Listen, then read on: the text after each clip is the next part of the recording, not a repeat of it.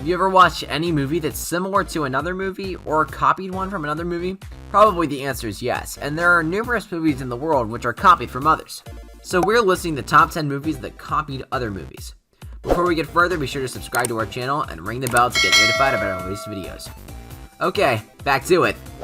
At number 10, Gordy and Babe, 1995. Both of these are centered on the escapades of a talking pig. Continue the subject. For good cause, one is renowned and the other is infamous.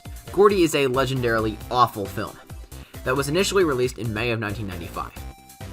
The narrative talked of a farm pig attempting to locate his family, who had been taken to a butcher, and gaining celebrity and renown in the process by meeting the grandson of a corporation millionaire. Babe was based on a famous novel about a newborn pig that's taught to herd sheep by the other animals on his owner's new farm. At number 9, Mirror, Mirror, and Snow White and the Huntsman, 2012.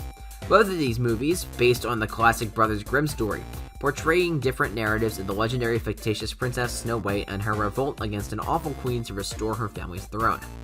Mirror, Mirror was launched first in March of 2012 and featured a more gloriously bright and family-oriented presentation. The second film, Snow White and the Huntsman, was grittier and darker, portraying the fairy tale in a more violent light, and Snow White was portrayed as a warrior rather than a dainty princess. It's important to note that they were both equally divisive. At number 8, Despicable Me and Megamind, 2010. In 2010, two growing challengers to be Pixar, Illumination, and DreamWorks respectively, produced Despicable Me and Megamind. Both films take aim at hero stereotypes by making the villain a heroic person in their concept, but Despicable Me was far popular in the end. Megamind was a Halloween holiday released that year, with the main villain finally being defeated by his heroic rival and discovering that his existence is pointless without someone to fight. Both movies were critically and economically successful. Both films are excellent even if they are apparent rip-offs of one another. At number 7, Deep Impact and Armageddon, 1998. Now we've reached the peak of the crop, films that were created specifically to compete with one another. Deep Impact writer Bruce Joel Rubin accused a Disney production president of taking notes on everything he said during a meeting about the script, which led to Disney developing its own apocalyptic picture about a meteor heading towards Earth, according to him. Both films, one produced by DreamWorks and the other by Disney's subsidiary Touchstone, were premiered during the blockbuster period, with Deep Impact in early May and Armageddon in early July. At number 6, The Illusionist and The Prestige, 2006. Both of these are a well-known pair of copycat films that both center on the field of magic, are another match that looked more fortuitous than anything. In both stories, the protagonist used his more magical abilities to demonstrate his value and brilliance. One, on the other hand, was clearly superior, while the other is faded away with the passage of time. While The Illusionist has its moments and fans, The Prestige is more remembered of the two, and the superior quality picture with a more complicated story and significance. At number 5, Paul Blart Mall Cop and Observe and Report, 2009. When two films clearly imitate each other, it's a little awkward. These two had some of the greatest comedy talents of all time, yet neither of the films was really good or interesting. Both films involved mall security officers taking the law into their own hands in order to impress the girl of their dreams, and they pretty well followed the same plot with the exception of tone. Because the creators were aware that they were duplicating each other, the partnership has become a renowned duet of copycat flicks. At number 4, Dante's Peak and Volcano, 1997. In the 1990s and early 2000s, directors seemed to turn to everything that may put their films in survival situations.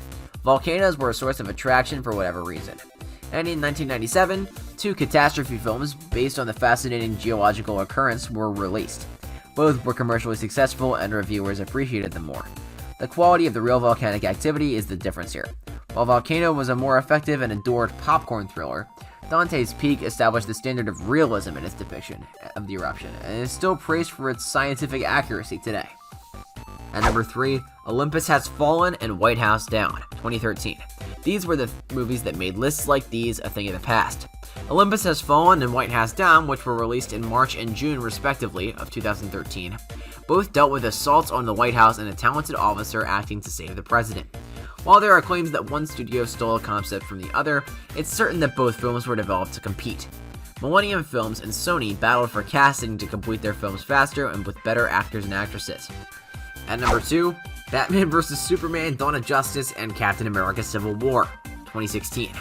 The rivalry between DC and Marvel came to a head in a significant manner when DC officially debuted its extended universe to compete directly with the MCU. Both films were epic showdowns fans waited to see on the big screen for generations. But Civil War was the much better established and better made film that's still among the best in the MCU, while Dawn of Justice is quickly fading into obscurity as higher quality DCEU projects come to pass in what's been widely criticized as an attempt to play catch at the universe building.